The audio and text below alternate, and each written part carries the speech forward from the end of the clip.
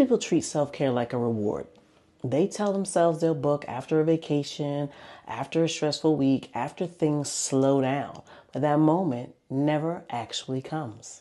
Self-care isn't something you earn. It's something you maintain. Grooming only happens when things get bad, when the hair is out of control, when the skin is irritated, when you're already uncomfortable. You're not taking care of yourself, you're reacting. And that reaction costs more time, more money, and more energy than maintenance ever could. The people who feel confident don't wait for the perfect moment. They don't negotiate with themselves every time they need care. They decide once and then they maintain.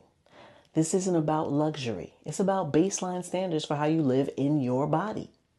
If you've been treating self-care like something you have to justify, I want you to look at the services linked below. Not as a splurge, but as maintenance.